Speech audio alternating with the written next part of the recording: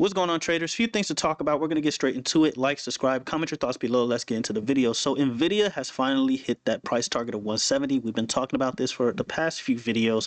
So congratulations if you traded Nvidia to the upside. Now, a lot of you have been asking me, well, if I believed Nvidia was heading to 170, or I believe a certain stock is heading to this price target, why don't I trade that idea? Well, the reason is that I like to trade in low risk, high reward environments. Right now, Nvidia, or even the market in itself, is not in a low risk, high reward environment when it comes to trading calls to the upside.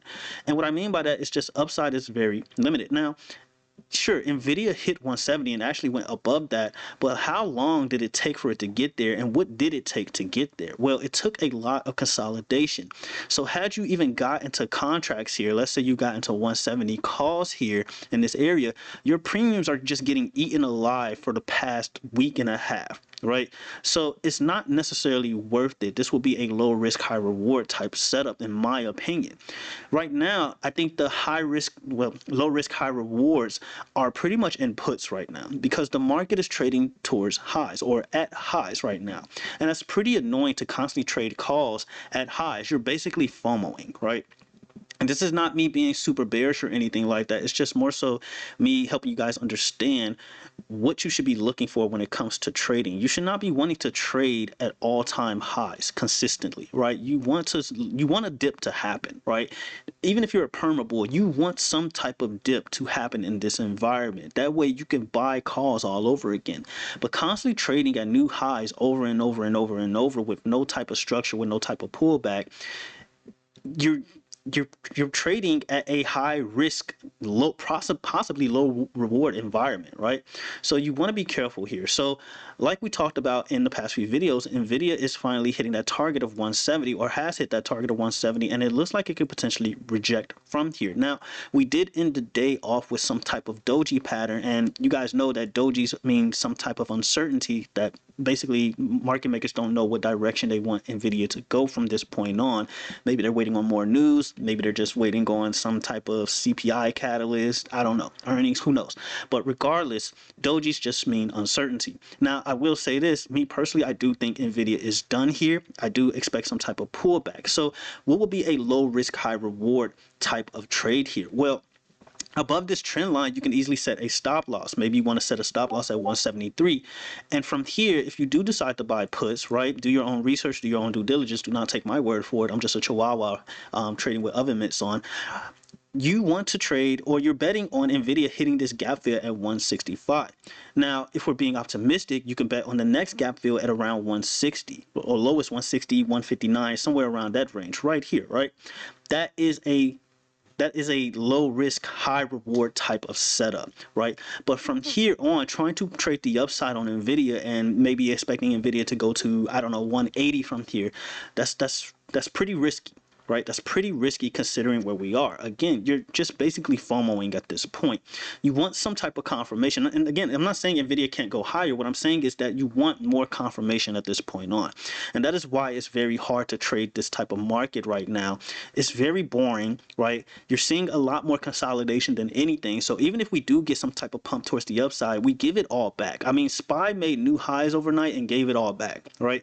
So those are things you want to pay attention to. Now, let's get over Nvidia real quick. So Nvidia, as far as your key levels here, is obviously 170. We've seen Nvidia hold 170 throughout the day, and then from there, if you manage to break below 170, I would say 169. If you really want to be safe, then obviously you're looking at this gap fill all the way at 165, right? And then from there, you could potentially bounce back towards the upside, possibly retest that 169, 170 level before heading further down and possibly filling this gap at 159, 160, give or take, and then we'll have to see what happens from there.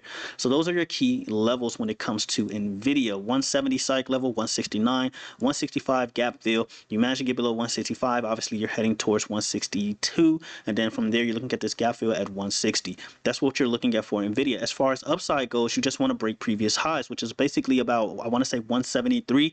Yeah, 173, and then from there you're looking at your psych levels, 175, 180, 185, 190, so on and so forth, price discovery. All right, so again, in this environment, you just want to look for those low risk, high reward type trades. I would say the risk is much lower trading the downside from this point on, but ultimately you're going to do what you want. Maybe you see something different. Let me know in the comments below. And so let's get into the SPY triple Qs, and then we'll talk about some more stocks real quick. So when we're looking at the SPY, right, one thing I talked about in the Discord, or in our Discord exclusive video, is how we just kept trading within this box. A lot of traders, or a lot of people in the Discord, or I won't even say a lot, a few people were asking me, why aren't you trading? What are you waiting for? Some people just get greedy, right? And that's fine. I understand. We've all been there. But what is there to trade here? The best thing you can do here, like I said in the Discord exclusive video, is just trade this range over and over. Every time SPY hits the top of this rectangle, you buy puts. Every time it hits the bottom of this rectangle, you buy calls. So basically between 626, 620, 619 more or less, that's the range that you're looking to trade in right now. So every time SPY hits the top of this, then you take a low risk trade. You set a nice little stop loss outside the rectangle, maybe 627. You buy puts, and then you're looking for a move towards 620. And so that's been happening. And even when we broke out of this rectangle, I'm going to assume that now bears are very much taking control here, because we attempted to break out off of Nvidia news. I mean, the leader in the market, or the tech side of the market that determines whether or not we really hit all-time highs or not, right? It basically gave his whole move back, right? And SPY gave this whole move back. So I have reason to believe that SPY is going to continue down to 620. Now, that's not saying much considering that SPY is 621 after hours. But now you're being very careful here, because we try to break highs, right? We tried to push towards the upside. We tried to break out of this rectangle, and bears stepped in and took control and brought us back down. So now we know that bears are very much present in this area between 620 and 626, more so present than bulls, I would argue, at this point. And so you want to see 620 hold. If you break below 620, your next line of defense is 618. After 618, you are looking at 613, the king of kings here. You break below 613, it gets very bad. We're not going to talk about that until or if that happens, right? So 613 is your ultimate level, the final boss of all levels here. You get below 613 and hold, it's going to get pretty bad, and you're probably going to be a liquid towards the downside all the way to about between 610, 605. Lowest you're looking at is about 600. I imagine bulls will step in at 600. All right, so that's what we're looking at when it comes to the SPY. I mean, you look at the daily time frame, look at this candle here.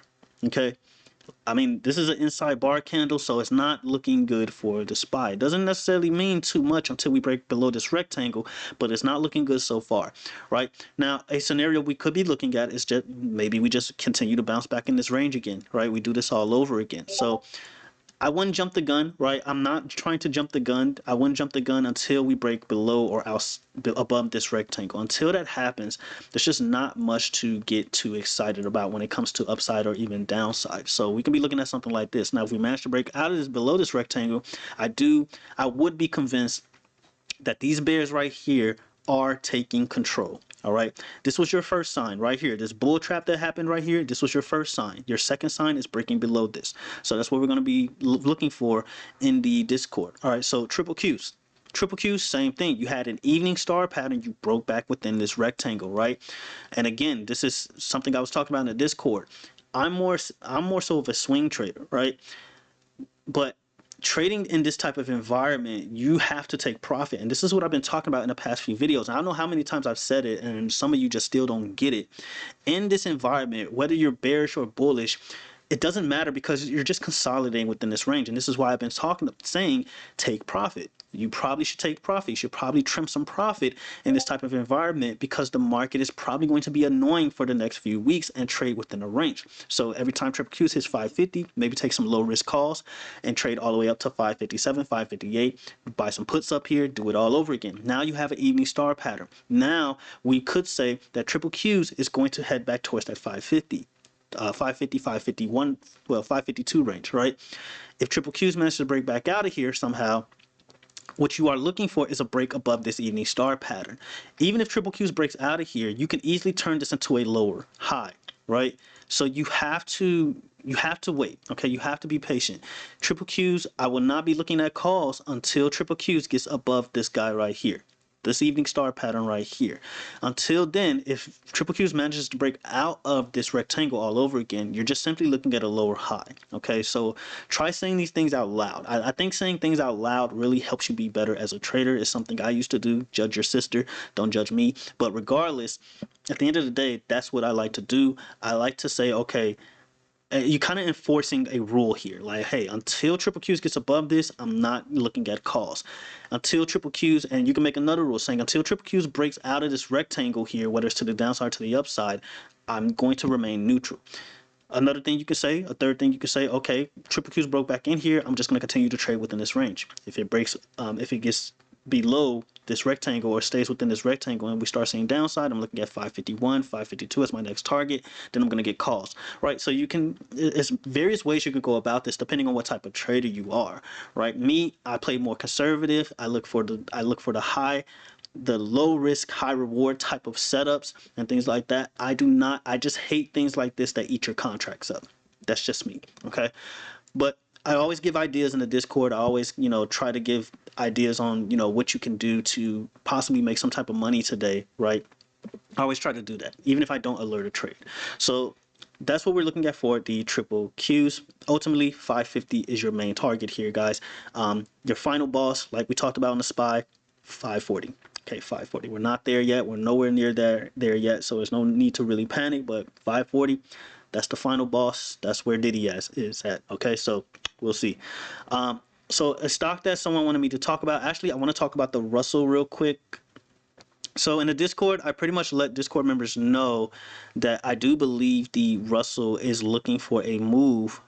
Let me see if I can find it here. Yeah, I do. Well, actually, it's right here. Watch IWM for a move to 215. Whales are in 215 plus for August 15th. Now, this was when IWM was at about 219. And now we're seeing IWM pretty much tank after hours. Nothing too crazy. 218.65 after hours. Take after hours with a grain of salt. But regardless, you are seeing some type of downside reaction. And again, this is not something you want to bet calls on. Okay? In my personal opinion, this is not something you say, oh, calls. Totally. Yep. 230. Here we come. Like, there's no way. There's no way you look at this and think that, right? So right now, Russell is looking pretty bearish. I'm genuinely surprised. Like, we did not hold this at all. Like, these guys right here completely failed. Miserable, terrible people. I don't even know what's wrong with them. They were definitely sleeping at the job. But these bulls right here did not step in. That's a bad sign. You have a head and shoulders pattern here, shoulder, head, shoulder, right? And you just decimated these guys. These guys got stopped out so bad. So there's no doubt in my mind that IWM is going to head much lower. And I'm kind of upset that I missed this play. I'm kind of over IWM, I'm not going to lie. But regardless, this was beautiful. These guys got destroyed. So IWM might get very liquid to the downside, right? You're talking about a move towards at least at the minimum 215 to 16. I think that's where the 208 MA is. Feel free to correct me if I'm wrong there. But IWM looks good for 215. The lowest you could be looking at is about, I would say, maybe 210. That's about it. But yeah, this does not scream, hey, calls. Totally. Yeah, we're going to Jupiter right here. Like, doesn't tell me that. And I say this because someone's gonna ask me, right? Someone's gonna ask me, hey, where's a good spot to buy calls here? Like, what about this tells you calls, right? So, be careful. All right, that's what I'm looking at for IWM. I think it's heading to 215. It's not really saying much from here. We'll see, and then from there, possibly 210, or we see some type of retest back towards the upside towards 220. All right, that's what I'm looking at for the Russell. Someone asked me about coin. I think in order to go over coin, you just have to go over Bitcoin, and then obviously, we'll look at coin after that. But in order to look at the names such as, MSTR, Coinbase, you kind of have to look at Bitcoin. So I said this in the Discord exclusive video. I hated this pattern. This was before this one formed. So we go to replay mode here. I was warning Discord members like, yo, this is bad. I don't like this at all. We're probably going to see downside. You saw it happen here. It was one candle, but still, you saw it happen. It's happened plenty of times before. I showed them examples on that type of pattern forming. You guys can look it up yourself. I'm not going to spend another video doing that. But regardless, I did not like this, right? And I warned Discord members, if Bitcoin closes like this, you might get a red candle to the downside, and you might give an evening star pattern to the downside. Now, what I will say here is that Bitcoin broke out. When Bitcoin did break out, it never retested. And specifically, it never retested 112K. So 112K is about here, more or less, right? It just broke out, right? It just broke out and never retested. So here it consolidated here. Let's go to the 4-hour time frame here. Here, you know, you went headfirst into this wall, right? You consolidated. You saw bears were getting weaker and weaker. You saw bulls get stronger here. And then boom, you broke out, but you never retested. So I do believe that Bitcoin is at minimum going to retest 114K. From there, I'm looking at 112K max. Okay. And then after that, we'll have to see what happens. So I do think Bitcoin is trying to head lower. We'll see. There's supposed to be some news on it, some vote on it happening. I haven't kept track of that, so feel free to keep me updated on that. But yeah, here is what I'm looking at. We never retested this area, so I do imagine if Bitcoin is going to go anywhere towards the downside, I imagine that's where we're going. We're going to retest 112K, minimum 115, 114K, somewhere around there. We already tested 115K, so maybe 114 or something. But regardless, 112K, that's your boss right there, your ultimate boss. Honestly, 110K is your final boss. This is like the boss before the boss. All right, so we'll see. That's what I'm looking at for Bitcoin. So obviously, if I'm looking at that for Bitcoin, coin will be pretty much bearish. Now, when it comes to coin, and I'm so upset about this. I wasn't locked in. I wasn't locked in. I'm going to be honest here. So we look at Cheddar Flow. Yes, I still use quant data, guys. It's just Cheddar Flow interface or whatever you want to call it. It just looks better for YouTube and it's easier to navigate for YouTube because quant data has a lot of information on it and it tends to freeze. But when I was looking up coin, this was when coin was at like 390, like 395 or something like that, right? I saw 360 puts come in, and these were very unusual. And I assumed that there's a whale in this position here, right? There's a whale in this position here. There's somebody's importance is in this position here, right? Not just an average whale. I think somebody important was in here because when you have this low of open interest and this much volume, that means somebody, a big guy is trading this. And you see here, coin was at 392 when this was alerted, right? So this caught my attention. Then after that, you saw like coin recover towards the upside, 375, 380, so on and so forth. But you're seeing these subtle hints that coin could drop further down towards the downside. So here you have another unusual trade where coin, where the open interest is much lower than the volume. So we'll see. But 370. You have a 370 strike, and it kind of aligns with what I was talking about with Bitcoin, right? Bitcoin can head towards 112K and retest that. So this is kind of making sense here. When was this alerted? Yeah, 3:43 Eastern time. So yeah, I have no reason to believe that this isn't going to play out. I don't. Okay, I think these are going to play out. So we'll see. Obviously, news can affect that, but right now, when you are looking at coin, nothing about coin looks. It doesn't look too bearish, but it doesn't look too bullish anymore. This candle right here, this is just someone can't make a decision, right? Market makers can't make a decision here. So I have reason to believe that coin is going to go down from here, especially if it breaks below these guys right here at 380. I mean, not 380, 375, right here where these guys are, sorry. All right, so about 375, 370. If coin gives up about 370, I'm sorry, let me go to a better time frame. Here we go. All right, so this is much easier to see. So your first target here, your first level here is about 388. All right, 388 is your target. That's exactly where coin is at right now, or at least trying to be at after hours. After that, you're looking at 373, 370 more or less, right? So let's see how it plays out on a daily time frame. So perfect. There we go. All right, so those are your key levels. 388. Okay, 388. You managed to give up 388, which you're probably going to do. Coin can head much lower. Not 388. What am I talking about? 382. All right, 382. So if coin manages to give this up, that's crazy that it bounced off of this like that. Coin gives this back up, which I genuinely believe is going to happen, then you might see some more downside. I'm looking at the wrong thing. I was looking at 388 right here, but it's really 382. Sorry about that. But regardless, coin doesn't look too bad. I mean, you're just consolidating, but I wouldn't bet on upside right now. I just wouldn't. Not yet. Okay, not yet. All right, not yet.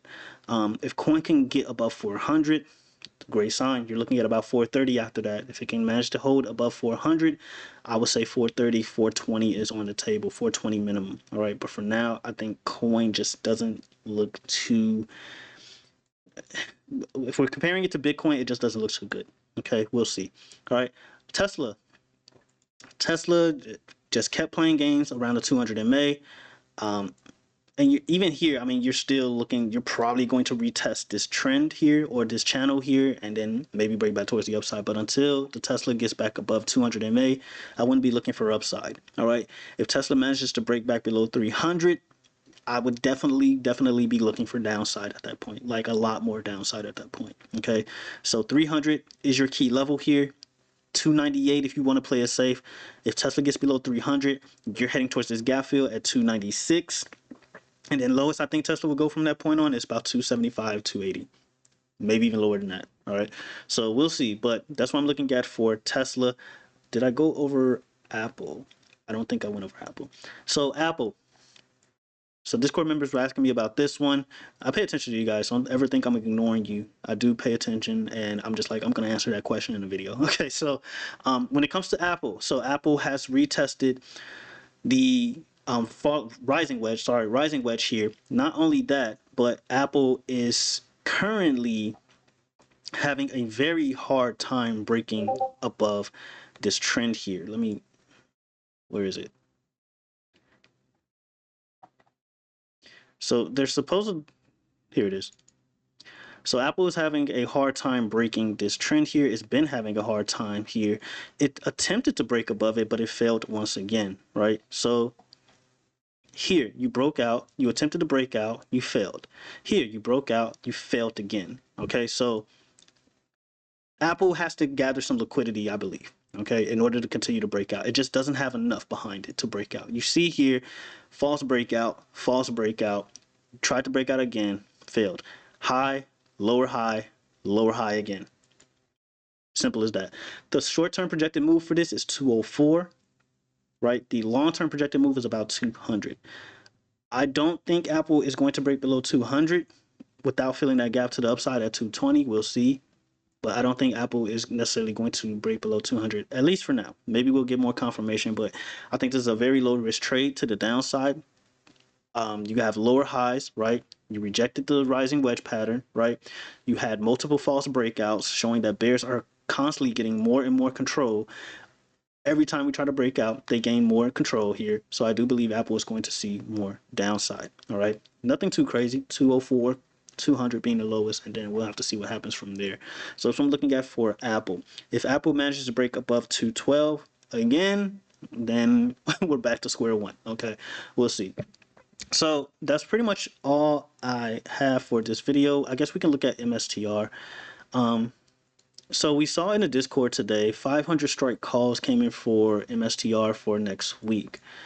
I'm assuming that whoever is trading that, whatever whale is trading that, they're betting on the crypto news that's supposed to be coming up, or the crypto vote, whatever the case may be. Could be a hedge, I don't know. But I do think there's a world where MSTR can see 530. It's just how it's going to get there. I don't know. Okay, maybe we retest that 112K level from Bitcoin and then bounce from there. So that's what I'll be looking for. But for now, MSTR is just holding this support level here. It's just pretty much mounting this level here. We'll see 440 is your key level, and then you look at a gap fill at 435, 436 range. There's another gap all the way down here at 377. That would be a nice opportunity to buy, but we'll see. But that's pretty much all I have, guys. Hopefully you guys got something out of this. Hopefully it all made sense. In conclusion, pay attention to Nvidia, right? Nvidia is rejecting this trend line. I talked about this trend line multiple times in multiple videos. Every time we hit it, we end up rejecting. We saw Nvidia get a little bit above it, and then bear stepped in. So if Nvidia manages to get below 169, 170 your first cycle level, and then 169, then there's a good chance you're heading towards that 165 target. Lowest we could be looking at is 160. You can set like a little tight stop loss at around 173. Again, do your own research, do your own due diligence. Do not take my word for it. Again, I'm just some random Chihuahua AI with oven mitts on. All right, so we'll see. All right, let me know how it goes with Nvidia if you are interested in it, and if you decide to do your own thing with it. All right, but I will pay attention to Nvidia. I will pay attention to IWM. IWM looks very bearish right now, so that's something you want to pay attention to as well.